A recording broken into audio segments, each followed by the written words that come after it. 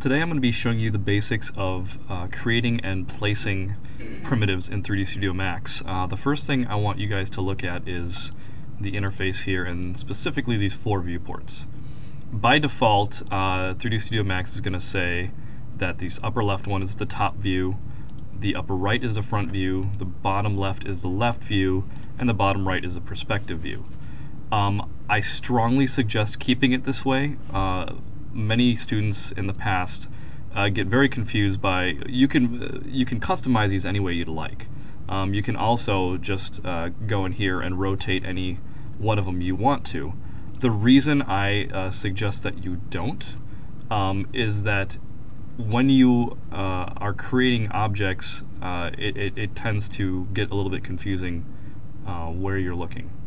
Let's put that back. So if you want to look around an object, which tends to be what students are looking to do, use your perspective view.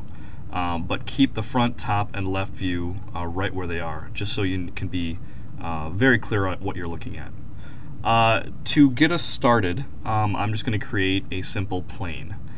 Plane is basically a flat piece of geometry, and I'm gonna use the example you're given of a cityscape. So I'm just going to create a ground plane. The easiest way to do this is to start. I'm gonna do it excuse me, from the top down.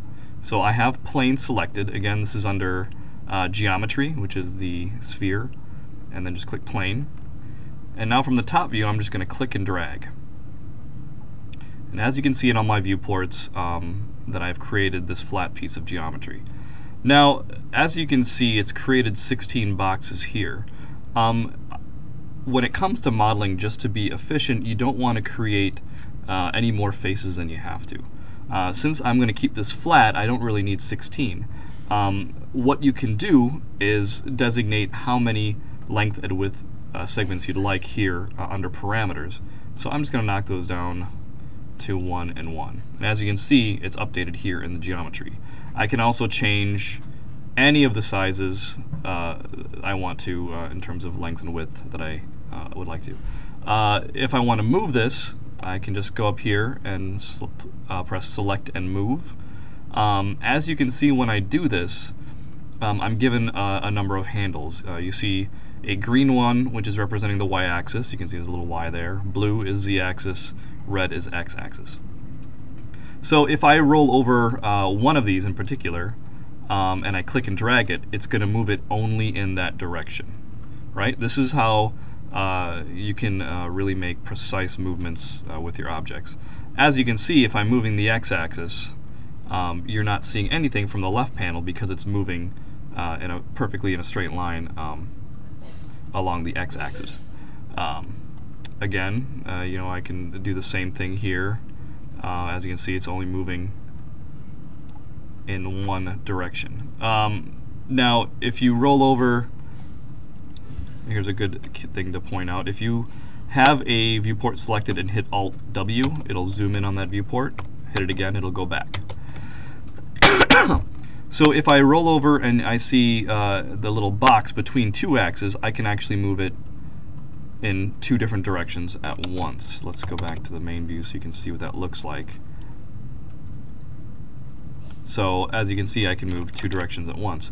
I would strongly, if you're going to be moving in the perspective view, I strongly recommend just sticking to one direction at a time, because you're not going to get a clear image of what you're doing with the perspective view. Perspective generally is for doing very fine detail and actually looking at your object. I'd strongly recommend using your other viewports for moving and placing objects. So some of the other functions you can do, you can also rotate the object. And when you do that, instead of the arrows, you're going to get this kind of sphere. And your axes turn into these circles. And if I grab on one of them and turn it, you can see that it's just going to turn along that one axis. So now that we have a plane representing our ground, what I want to do is place our first quote-unquote building. Again, I'm going to start from the top view. I'm just going to click and drag. And you can see in the lower right hand corner in the perspective view that it's created a box.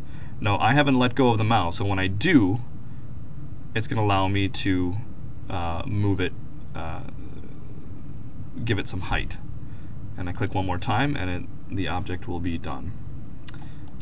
Now at any given time, if whatever I have selected, I can hit the Z button and it'll put that right in the center. So you can see that gave me a nice box right there.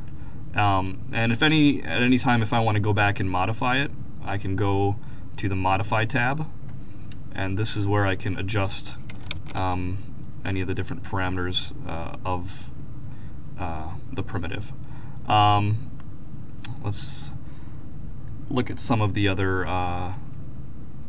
one thing we can also do to these is, aside from moving position and rotation, you can actually affect scale. And this works a lot like position, where you can grab specific handles, several handles at once, and this is basically going to scale it in different directions. But when it comes to primitives, rather than do this, it's actually far more effective to actually do it here in the parameter menu, because that is going to keep it true to size, and when you're messing around with scale, it can get messy. So let's say I want to put a little, let's make this into like a little tiny house right there. I click on it, hit Z to zoom in. And let's say I want to put a little roof on it. So I'm going to click on Pyramid, and I have the house here in the top view, so I'm just going to click with Pyramid selected, which is under Geometry again, under Standard Primitives. There's some other options here we'll get to later in the course, but Standard Primitives is what we're working on with this lesson. And I click and I drag, and then it works the same way that I click again, and I created a pyramid. And you can see it's way off. So what I'm going to do is, first I want to obviously get it on top of my house. So I'm looking here at the front view, and it's a little difficult to see in wireframe, so let's change it to shaded, so then I can see it a little bit better. And I can use, I'm just have the green handle selected, so I'm going to move it to the top, move it over, and I'm going to go here to the top view and get it nice and centered. It still doesn't look quite right, so I'm going to go to Modify, and I'm going to change it so it better fits the top of my house. So now I can hit Alt W to go into the perspective view. You can see that I have a very basic shape, right? Some of the other primitives that you can create, you have Sphere, which is pretty self-explanatory, and again you can change any of the parameters in there. Let's get into view. You have a cone,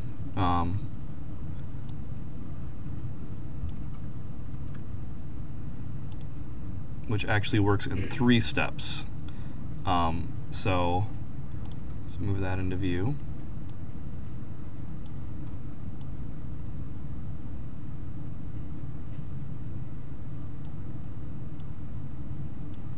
The difference between cone and something like pyramid is it actually does operates on 3 clicks. So let me show you that again slowly. So I'm going to draw. Oops. So you can see clicking and dragging once creates the base, then it creates the height, and then I'm going to click it again, and then it narrows the cone as much as I want to, right? Geosphere is much like a regular sphere, except the faces are a little different, which gives it, it can be used for a different number of uses than the sphere would. Tube, again, it's going to give you the base on the first click, and then it's going to let you set how thick you want the tube to be. You click it one more time and you can set the height. Let's move that over. Teapot, that's pretty self-explanatory, and it's just not useful for a whole lot of things. Taurus basically is a donut. So you click and drag, and it's going to create a loop, and then you let go, and then it's going to allow you to change the thickness of it.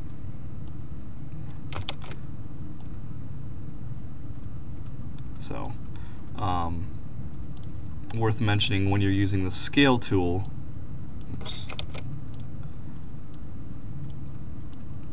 when you're using the scale tool, if you grab this area in the center, it's going to scale it proportionally. So those are the basic primitives that you have to work with to create your cityscape. Feel free to experiment. If you have any questions, feel free to ask. And mostly just have fun with it.